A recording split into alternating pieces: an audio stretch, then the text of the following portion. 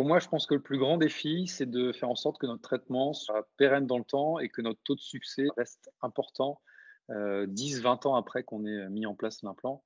Parce qu'aujourd'hui, mettre en place un implant, c'est de plus en plus simple dans le sens où les fabricants, de par des trousses chirurgicales qui sont de mieux en mieux conçues, qui sont de plus en plus didactiques et faciles à utiliser, de par des implants qui sont de plus en plus, perfectionnés. On a des étais de surface qui nous permettent d'avoir des vitesses d'ostéo-intégration, de plus en plus rapides, des formes d'implants qui nous permettent d'obtenir plus facilement des stabilités primaires, afin de faire des mises en charge immédiates ou des mises en esthétique, par exemple.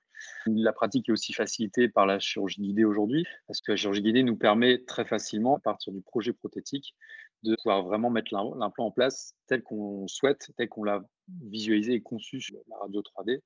Donc tous ces moyens font qu'aujourd'hui, effectivement, c'est plus facile, je pense, qu'il y a 20 ans de positionner des implants. Maintenant, ce qui est plus compliqué, c'est de faire en sorte que les implants qu'on met en place soient encore là dans 20 ans, qu'on n'ait pas de périimplantite. Parce qu'aujourd'hui, c'est quand même le gros problème. On constate que le taux de périimplantite n'est pas négligeable. Il y a des études qui ont montré récemment ça concernait à peu près un implant sur 10 et un patient sur 5. Et pour faire en sorte de limiter au maximum ce risque, faut voir le patient dans son ensemble et faire très attention avant de se lancer tout de suite dans la chirurgie, dans la mise en place de l'implant. Prendre le temps de bien cerner, le patient. Ça passe par le questionnaire médical et puis ça passe aussi par un examen buccal complet et voir aussi cerner s'il y a un problème ou pas de parodontite. Parce qu'on sait que chez les patients qui ont des parodontites et d'autant plus qui ne sont pas stabilisés, on va avoir un taux d'échec, un taux de périimplantite bien plus important. Ça passe par cette vision globale et donc aujourd'hui pour moi le plus grand défi, en tout cas quand je mets des implants en place, le but c'est pas tellement qu'ils tiennent 2 mois après et qu'on puisse faire la couronne, c'est que 10 ans après, il y ait pas de problème avec ces implants. Alors effectivement, en parlant de ça, moi, il y a une expression qui me semble intéressante qui est le fait de parler d'implantologie parodontoconsciente.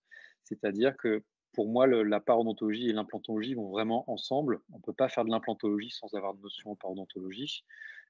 Parce que évidemment, c'est le contexte parodontal et on le sait aujourd'hui. Alors c'est vrai qu'à 20 ans, on se concentrait sur le tissu osseux et il y avait que ça qui avait d'importance quand on mettait en place nos implants. Mais maintenant, comme on voit, surgir de plus en plus de périimplantites, on a pris conscience maintenant et les études l'ont montré que l'environnement parodontal était extrêmement important et surtout l'environnement gingival, donc la présence de tissus kératinisés et cetera.